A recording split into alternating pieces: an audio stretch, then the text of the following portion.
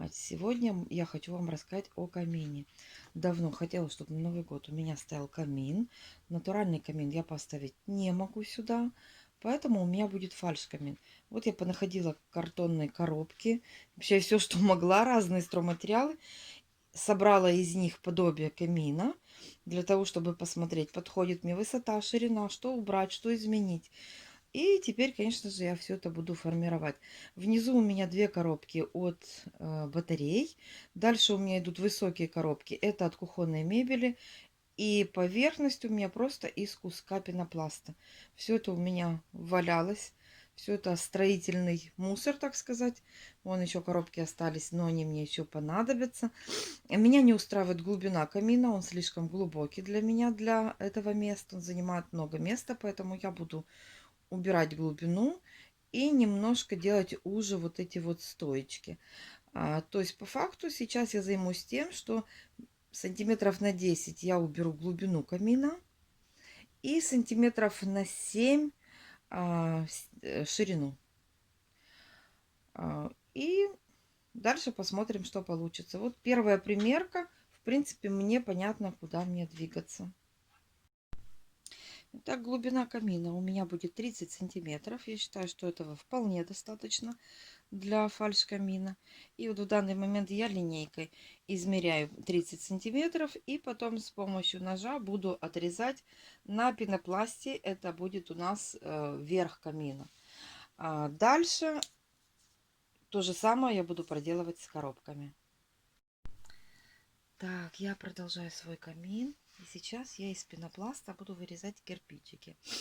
Это пенопласт, который предохранял холодильник во время перевозки. Опять же таки, его я не выбросила, оставила. И вот посмотрите, здесь прям характерные кирпичики уже, прорисованы. Вот я их буду вырезать. Ну, между ними, естественно, тоже буду вырезать кирпичики. Они пойдут у меня на украшение моего камина. Итак, у меня получились кирпичики двух видов. Вот такие. И вот такие. Вот. Вот они разненькие. Вот эти кирпичики я сейчас скруглю у них края, вот так, как у этого. И потом уже буду наклеивать на свой камин. Как-то интересно их чередуя. Так, вот такой у меня получается каминчик. Я его наконец-то собрала и приклеила все, какие у меня были кирпичики. Постаралась кирпичиками закрыть все швы, чтобы их было не видно. И сделать такую просто декоративную кладку. Теперь с помощью вилочки я нанесу вот такой орнамент дерева. Вот я его начала наносить. К сожалению, глубокая ночь. Освещения ярче не будет. Вот таким образом. Просто вилочкой наношу орнамент дерева с такими сучками и так далее. И буду красить. Буду красить в белый цвет. Но, честно говоря, если бы у меня была коричневая краска, я бы покрасила в коричневый. Я бы вообще оставила вот такого цвета, как он сейчас. Но, к сожалению, у меня коробка и просвещается рисунок, который был на коробке, поэтому я вынуждена его закрашивать. А кроме белой краски у меня никакой нету, поэтому красить буду белой. Но коричневой было бы лучше, мне так кажется. Мой камин готов. В принципе, работой я довольна. Единственное, я повторюсь, я уже об этом говорила. Мне не нравится он полностью белый. Поэтому, когда у меня появится краска, коричневая или серая, я его перекрашу. Я ставлю белые кирпичи, а остальные стенки, которые имитируют штукатурку, обязательно покрашу либо в коричневый, либо в серый.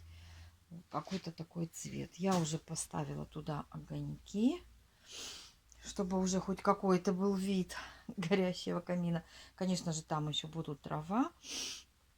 Так, хочу вам показать поближе вот эту структуру. Вот просто Вау, посмотрите, какая красивая получилась структура вилочкой. Вот это то, что я делала вилочкой. Смотрится им эффектно, смотрится именно как структура дерева. Я не закрашивала плотно. Здесь прокраска белой краской, обычной кистью в один раз, один слой. Для того, чтобы была структура еще более видна, я не прокрашивала. Посмотрите, вот прям вот сучки, как я их нарисовала. Очень красиво, ярко выражены. Если вы, конечно же, хотите одноцветную, тогда нужно прокрасить несколько раз и хорошо прокрасить в глубине, потому что в глубине вот у меня не прокрашено. Ну, как бы это то, чего хотела я. Дальше. Сам камин я покрасила 2 раза. Красила его с помощью губкой, для того, чтобы оставалась вот такая неровная поверхность. Я имею в виду неровная покраска. Если присмотреться, да, то покраска идет какими-то как пятнами. Я хочу вам сказать, что всю жизнь прожив в частном доме, я вам скажу так, не может быть идеально белого камина. Камин в любом случае где-то попадает копоть, где-то пыль. И он никогда не бывает идеально белым. Поэтому для того, чтобы создать вот натуральность, как мне хотелось, естественно, я учла это и сначала прокрасила кистью, а потом с помощью обычной губки для посуды создала вот такой эффект. Это делается очень просто. Просто вы берете губку и вбивающими движениями вбиваете эту красочку, которую нанесли кисточкой. Вот посмотрите, даже издалека, в принципе, видно, да, что он не однотонно белый. Он идет с какими-то такими пятнышками немножко. Вот именно вот такой эффект грязно-белого цвета. Это то, чего я добивалась. Если же вы хотите, конечно же, идеально белый, тогда нужно покрасить его раза 4 и покрасить просто валиком. Потому что губка в любом случае вам даст такой эффект. Валик вам даст ровную поверхность. Вот такая красота. Ну и теперь, конечно же, осталось добавить аксессуары и отснять вам уже окончательный вариант. И вот последний этап. Мой камин готов. Так, я трудилась, честно вам скажу. Но, в принципе, если бы я работала целый день над камином, я думаю, что мне бы хватило одного дня. Но поскольку у меня было ограничено время, я еще ходила на работу и жила обычной своей жизнью, то, в принципе, у меня ушло на этот камин где-то около 1,5 дня и 1 ночь. Еще, конечно, трудность – это высыхание. Пока высыхает какая-то деталь, я, естественно, вынуждена ждать. И это тоже, естественно, занимает время. Поэтому, в принципе, за день вы такой камин соберете. Ну, а мы его рассмотрим немножко ближе. Так, я насобирала хворост и дрова. И поблагодарила Вселенную, что я живу в частном доме, как мне повезло, потому что все это собрать было очень легко. Положила туда гирлянду с мягким светом. Хорошо было бы, чтобы свет был еще теплее. Ну, какой я нашла, в принципе, это достаточно теплый оттенок. Эта гирлянда не мигает, что является большим плюсом в данной ситуации. В общем-то, в принципе, выглядит это как огонь. В будущем, возможно, что-то сделаю другое. Так, по бокам камина я хотела поставить на вот эти пьедесталы обязательно, так как и положено это в камине, лопатку, кочергу и так далее. Но, к сожалению, у меня этого ничего не нашлось.